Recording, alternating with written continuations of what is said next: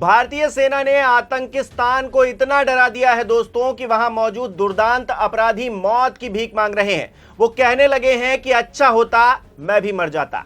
जी हां, नमस्कार, मेरा नाम हिमांशु मिश्रा है। आप देख रहे हैं 4 PM न्यूज नेटवर्क। खबर यह है कि बहावलपुर स्थित जैश ए मोहम्मद के प्रमुख अड्डे मरकज सुभान अल्लाह पर भारतीय सेना ने जो स्ट्राइक की, उसमें मसूद अजहर की पत्नी, बेटा और बड़ी बहन समेत परिवार के 10 लोगों की मौत हो गई है। इस हमले के बाद मसूद अजहर ने कहा है कि अच्छा होता कि मैं भी मर जाता। मारे गए लोगों में मसूद अजहर के 4 करीबी गुर्गे भी बताए जा रहे हैं। मीडिया रिपोर्ट्स की माने तो इस हमले में मौलाना काशिफ और उसके परिवार के भी मारे जाने की खबर है। मौलाना अब्दुल रऊफ की बड़ी बेटी, पोते और 4 बच्चों के मारे जाने की भी पुष्टि हुई है। बताया जा रहा है कि ये सभी लोग उस समय मरकज परिसर में मौजूद थे जब भारतीय सेना ने आतंकवादी ठिकानों को टारगेट कर हमला किया। इसे जैश का मेन ट्रेनिंग और ऑपरेशन सेंटर भी माना जाता है, जहां पर पुलवामा जैसे हमलों की साजिश रची गई थी। ये जानकारी निकलकर सामने आई थी। भारत की तरफ से कहा गया है कि ऑपरेशन सिंदूर का मकसद जैश ए मोहम्मद और लश्कर ए तैयबा के जिहादी ढांचों को तबाह करना था, जो पिछले 3 दशकों में भारतीय धरती पर बड़े हमलों के लिए जिम्मेदार संगठन है। पाकिस्तान का 12वां सबसे बड़ा शहर जैश ए मोहम्मद का घर रहा है।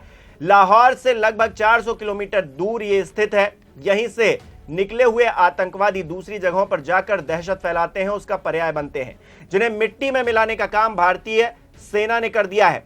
कहा जाता है कि जामिया मस्जिद का परिसर 18 एकड़ में फैला हुआ है और यह जगह जैश के लिए आतंकियों की भर्ती और विचारधारा को बढ़ाने का केंद्र भी रहा है। ऐसे में इस पर जो हमला हुआ है, ये अपने आप में बहुत बड़ी कार्रवाई को दिखा रहा है दोस्तों। जैश के संस्थापक मौलाना मसूद अजहर की अगर बात करें तो उसकी पैदाइश बहावलपुर में हुई थी और वो वहां एक भारी सुरक्षा वाले ठिकाने पर रहता है। जैश ए मोहम्मद पर आधिकारिक तौर पर 2002 में प्रतिबंध लगाया गया, लेकिन कार्रवाई के नाम पर सिर्फ खानापूर्ति ही हुई, कागजी कार्रवाई होती हुई ही दिखाई दी। लेकिन अब जो हुआ है दोस्तों, इतिहास के पन्नों में सुनहरे अक्षरों में दर्ज किया गया है। आतंकी थर-थर कांप रहे हैं, कह रहे हैं कि मैं भी मर जाता तो अच्छा होता। उनके पूरे के पूरे परिवार को तबाह कर दिया गया है। भारतीय सेना की तरफ से जो जानकारी दी गई है वो यही कहा गया है कि आतंकी ठिकानों को निशाना बनाया गया है। जो पाकिस्तान की सेना के ठिकाने हैं उनको निशाना नहीं बनाया गया। यानी कि हमारा जो मकसद है वो आतंकवाद के खिलाफ लड़ाई लड़ना है, आतंकियों को निस्तानाबूद करना है। हम किसी देश के साथ या वहां के नागरिकों के साथ लड़ाई नहीं लड़ रहे हैं। जिस तरह से पहलगाम में हमारे जो आम नागरिक थे उनको निशाना बनाया गया आतंकियों की तरफ से, ये अपने आप में कायरतापूर्ण घटना जो की गई, उसके बाद आतंकियों को इसका भुगतान करना ही था और भारतीय सेना ने इसका बदला ले लिया है। ऑपरेशन सिंदूर इस पूरे ऑपरेशन का नाम रखा गया है, इस पूरे प्रकरण का नाम रखा गया है, जिसमें आतंकी ठिकानों को निस्तानाबूद करने का काम भारतीय सेना ने किया है। भारतीय सेना की तरफ से चलाए गए ऑपरेशन सिंदूर को 2019 की जो बालाकोट स्ट्राइक है उसके बाद से सबसे निर्णायक और विस्तृत कार्रवाई के तौर पर भी देखा जा रहा है।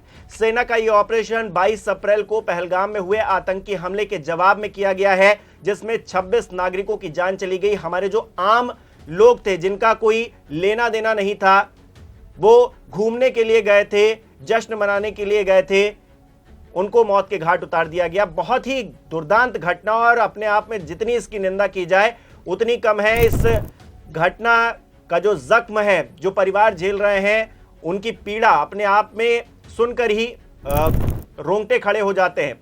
हमले के पीछे पाकिस्तान के आतंकी जो संगठन है लश्कर ए तैयबा, उसका हाथ बताया गया। हमले की जिम्मेदारी भी लश्कर के मुखौटा संगठन द रेजिडेंस फ्रंट ने ली थी, जिसके बाद भारत की तरफ से एक सटीक हमला किया गया और कुल 9 आतंकी ठिकानों को मिट्टी में मिलाने का काम किया गया है। जी हां, मिट्टी में मिलाने का काम किया गया है बिल्कुल, जिसमें 4 जो पाकिस्तान के अंदर ठिकाने थे उन पर निशाना साधा गया और 5 पीओके में मौजूद थे जो ठिकाने, उन पर निशाना साधा गया है और आतंकी फैक्ट्री को एक तरह से जमींदोज करने का काम किया है। रक्षा मंत्रालय ने भी स्पष्ट किया है कि पाकिस्तानी सेना के किसी भी ठिकाने को निशाना नहीं बनाया गया है, बल्कि उन जगहों को चुनकर वार किया गया है जहां पर आतंकवादी संगठनों की गतिविधियां पहले से देखी जा रही थी, पहले से भापी जा रही थी और अब उन्हें निशाना बनाकर वहां पर एक्शन लिया गया है। अच्छी बात यह है कि ऑपरेशन सिंदूर पूरी तरह से सफल रहा है।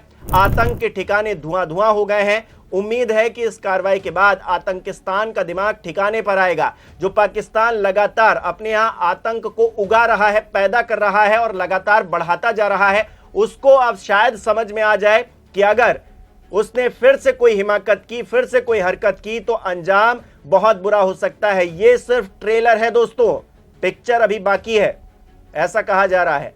यानी कि अगर कोई भी हिमाकत की गई पाकिस्तान की तरफ से तो पूरी पिक्चर दिखाई जाएगी, जिसका गवाह यह देश ही नहीं बनेगा बल्कि पूरी दुनिया बनेगी, क्योंकि अंजाम बहुत बुरा होगा दोस्तों। लेकिन फिलहाल के लिए जो हमने कार्रवाई की है उसको लेकर पूरा देश जश्न मना रहा है। वहां के रक्षा मंत्री कह रहे हैं कि हम कोई भी कार्रवाई नहीं करेंगे, अब हमको बख्श दीजिए और कार्रवाई हमारे ऊपर मत कीजिए, अगर आप करेंगे तो फिर हम आपको रिटेलिएट करेंगे।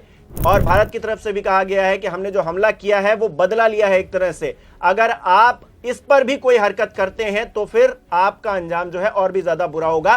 तो कुल मिलाकर परिस्थिति मैंने आपके सामने रखी। आतंकी रो रहे हैं, कह रहे हैं कि मुझे भी मौत आ जाती तो अच्छा था, उनके पूरे के पूरे परिवार खत्म हो गए हैं। जो आतंक पर निशाना भारत ने साधा था वो बिल्कुल सटीक जगह पर लगा है, सही जगह पर लगा है। आतंक के आका थर थर कांप रहे हैं, डर के दुबक के बैठ गए हैं और पाकिस्तान खुद भी अपने आप में कुछ भी कर पाने की स्थिति में नहीं है। भारत के अंदर जश्न का माहौल है और हम कहीं ना कहीं एक तरह से इस लड़ाई में जीत गए हैं। आतंकवाद के खिलाफ जो हमने जंग छेड़ी है उसमें हम एक कदम आगे निकले हैं और हमने अपना बदला तो लिया ही है। हालांकि जिन लोगों की जान चली गई उनकी जान को हम वापस ला नहीं सकते, लेकिन उन्होंने जो दर्द झेला, उनके परिवारों ने जो दर्द झेला है उस पर हम मरहम लगा तो सकते हैं। और भारतीय सेना ने मरहम लगाने का काम आज किया है। भले ही 2 हफ्ते बाद ये पूरी कार्रवाई की गई है, लेकिन ऐसी कार्रवाई की गई है कि पाकिस्तान को भी समझ में आ गया होगा कि ऐसा करना दोबारा उस पर और भी ज्यादा भारी पड़ सकता है। दोस्तों, इस पूरी खबर को आप किस तरह से देखते हैं हमें कमेंट करके जरूर बताइए। बहुत बहुत धन्यवाद। India has demonstrated considerable restraint in its response. However, it must be said that the Indian armed forces are fully prepared to respond to Pakistani misadventures, if any, that will escalate the situation. Jai Hind and thank you very much.